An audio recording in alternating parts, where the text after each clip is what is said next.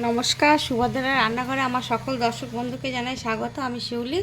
আজকে আমি আবার একটা নতুন রেসিপি নিয়ে এসেছি। সেটা হচ্ছে ইনস্ট্যান্ট তোমাদের আমি ধোসা বানিয়ে দেখাবো। তো চাল ডালের কোনো ঝামেলা নেই এখানে। তো কী দিয়ে বানাচ্ছি সেটা হচ্ছে দেখো, এটা হচ্ছে সুজি। আমি মেজারিং কাপের 1 কাপ সুজি নিয়েছি, আর হাফ কাপের মতন ময়দা দিয়েছি, আর হাফ কাপের থেকে একটু কম এটা হচ্ছে বেসন দিয়েছি, আর এটা হচ্ছে টক দই, 1 কাপ মতো টক দই দিয়ে দিয়েছি। এবারে আমি এগুলোকে মিক্সিতে ঘুরিয়ে নেব। একটু জল দিয়ে দিলাম, কাপটা ধুয়ে ভালো করে ব্লেন্ড করে নেব। করা হয়ে গেছে, এবার আমি এই পাত্রের মধ্যে ঢেলে নিচ্ছি। যেহেতু সুজি দেওয়া আছে সেহেতু আমি বেশ কিছুক্ষণ মিনিট 20 বা আধ ঘন্টা মতন, মিনিট 30 মতো রেখে দেবো। চাপা দিয়ে রেখে দেবো। তারপরে আমি অন্য কাজগুলো করে নেব, তারপর তোমাদের দেখাবো। আমি ধোসা বানাবার জন্য প্রথমে চাটনিটা বানিয়ে নিচ্ছি।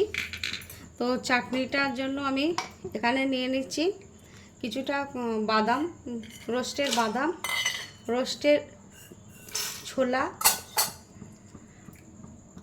আর একটু আদার টুকরো, দুটো কাঁচা লঙ্কা, আর কতগুলো কারি পাতা দিয়ে দিলাম। আর এবার নারকেলকে আমি কুড়ে নিয়েছি, নারকেল কোড়া দিয়ে দিচ্ছি কতটা, আর একটু লেবু রস, দুটো লেবুকে আমি রস করে রেখেছি, এটা দিয়ে দিলাম।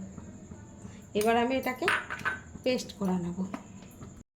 আমি একটুখানি চিনি দিয়ে দিলাম স্বাদ মতো, বলা হয়নি, আর একটু লবণ দিয়ে দিলাম, আর কতগুলো ধনে পাতা দিয়ে দিয়েছি।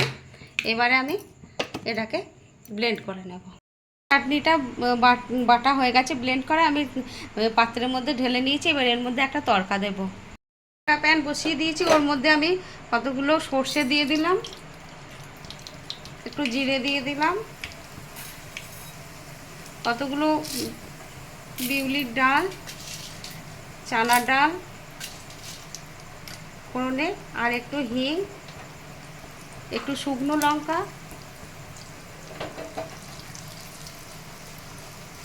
আর কতগুলো। এবার ভাজা হয়ে গেলে কারি পাতাটা দেব। এবারে কারি পাতাটা দিয়ে দিলাম, বেশ সুন্দর একটা সেন্ট বেরোতে শুরু করে দিয়েছে।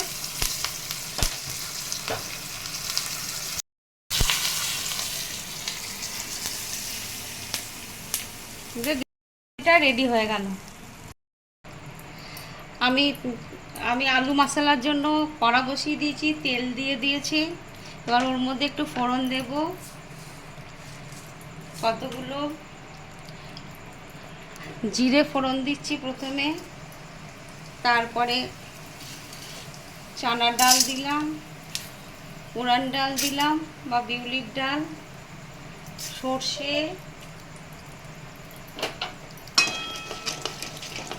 একটু ভাজা ভাজা হোক। এবারে আমি আদা কিমা করে রেখেছি, আদা কিমা দিয়ে দিলাম, কাঁচা লঙ্কা কুচি দিয়ে দিলাম, কতগুলো কারি পাতা,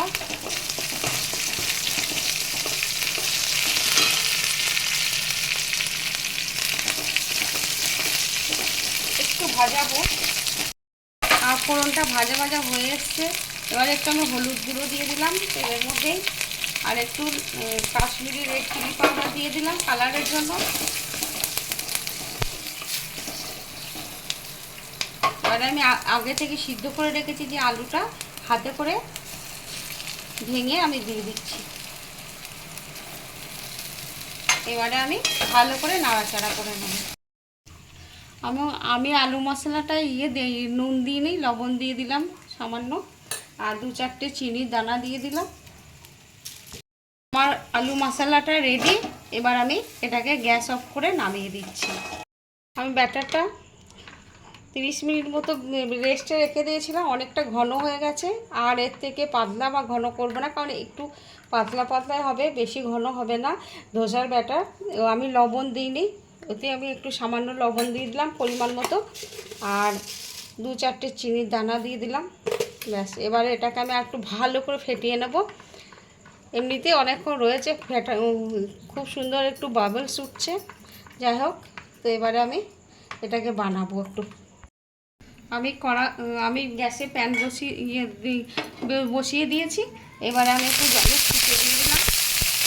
এটাকে একটু ন্যাকড়া দিয়ে মুছে নেব। এবারে আমি ব্যাটারটা দেব।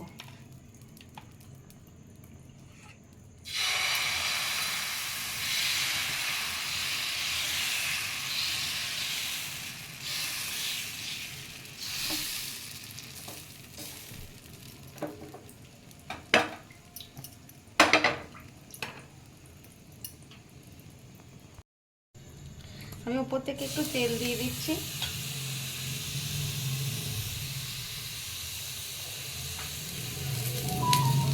এবার আমি উল্টে দেব।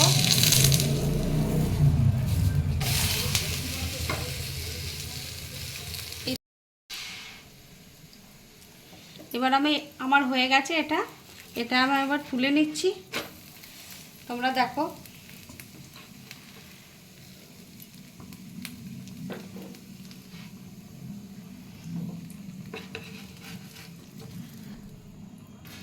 একটা হলো।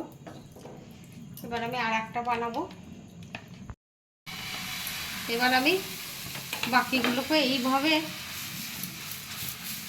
সমস্তগুলো বানিয়ে নেব। আমার আর একটা ধোসা হলো। এটাকে আমি এবারে মুড়ে নিচ্ছি। একদম পারফেক্ট হয়েছে, দেখো, দোকানের মতো। আমার সুজির ধোসা রেডি এবং সার্ভ করে দিয়েছি। তোমরা দেখো, অসম্ভব সুন্দর হয়েছে। আর তার সাথে মশলা আলু তরকারি আছে, চাটনি রেসিপি তোমাদের সবই দেখিয়েছি। তোমরা এভাবে একবার অবশ্যই বানাবে, বানিয়ে খেয়ে দেখবে এবং আমাকে কমেন্ট করে জানাবে। একদম মুচমুচে হয়েছে, খুব সুন্দর হয়েছে, দেখো।